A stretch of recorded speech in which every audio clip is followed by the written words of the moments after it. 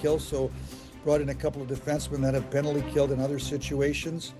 So that was on defense, and up front, the team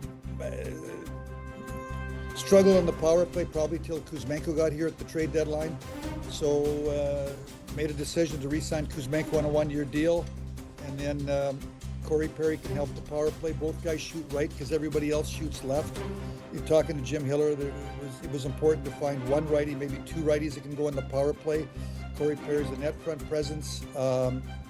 Kuzmenko will play, off on the side and can distribute the puck. And then Armia also is a good penalty killer. I think he was one of the top forwards in the National Hockey League in time on ice last year in the penalty kill. So you need to be good in the special teams. I guess we look at the team that, up until the trade deadline when they added Kuzmenko, we've kept Kuzmenko, we've brought in Armia and Perry, and then Dumoulin and Ceci on the back end, and Forsberg is a backup. So believe we're better, believe we're deeper. So, but you know what? You got to get to September and October. It's got to happen on the ice. So, the staple of the Kings for so long has been Anze Kopitar being such a rock for that organization for years. And it feels like now is kind of the time for some guys to, I don't want to say pass him, but be more important to the team. Where do you see Quinton Byfield's development and how he's going to be used and how much you guys need him to take a step next year? Well, Quinton's incredibly important to the team.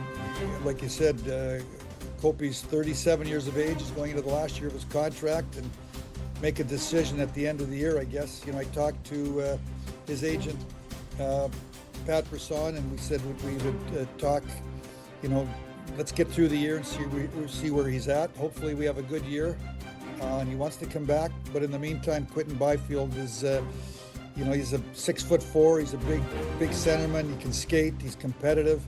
He's coming to the age now where his role and his importance, his time on ice, his matchups are going to be even more difficult than they've been in the past. And that's for any team to take a step, part of it is internal growth.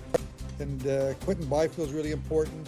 Laferriere, Brant Clark on the back end. Turcotte, who was kind of used, I'm going to say like a Swiss Army knife, was used all over. With bringing in Perry and Armia, we think that one of the options for the coach is to put Turcotte between those two veteran guys, and they played together in Montreal's run to the Stanley Cup finals a few years, Perry and Armia. So, part of this is to try to bring in some veteran guys, veteran players.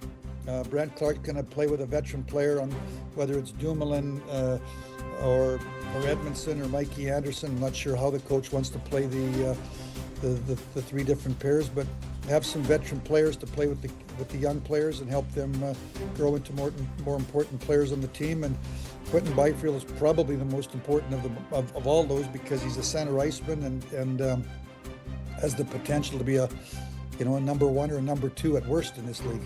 There's no question that, as you just mentioned, the succession plan for Kopitar, you watch in the playoffs, you still rely on them heavily here, but the mention of centermans in general and the shortage, there's a lot of free agents still out there, Ken Holland, but every team seems to be looking for center icemen. Where are you long-term, well past Kopitar on the search for number ones and twos? Well, most of those guys are got to be drafted and developed. I guess if the odd guy hits the unrestricted market, they don't last very long.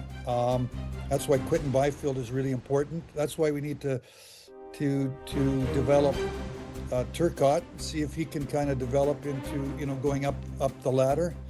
The coaching staff feels here that Laferriere, who's been a right winger all his career, was really good defensively, that they might some nights give him an opportunity to play center and see how he looks. But ultimately, those guys like Kopitar, they're drafted in the top 5. They seem to spend their whole career with one team and maybe later in their career move.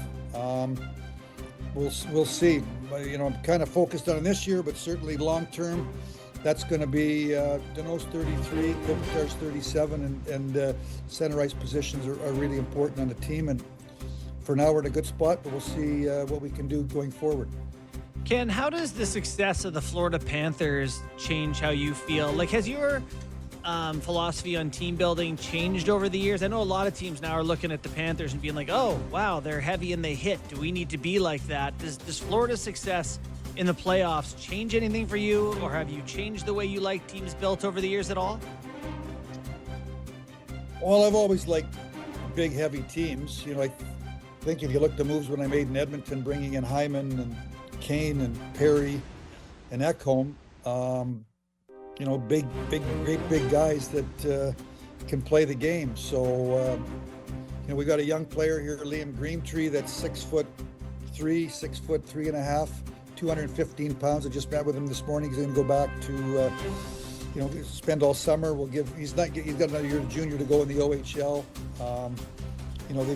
They've done a good job here in drafting. There's Woolley, who was a late round pick, 6'4" defenseman that plays in London of the OHL, and helped them win the Memorial Cup. I think ideally you'd like to have your team, your theme big and heavy, and that allows some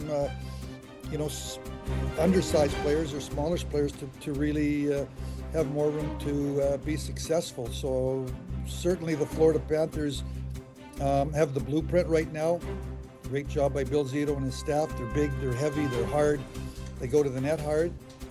They're the team to beat, and I think most teams are trying to, when teams win championships, and now they've won 2 in a row, they become the role model.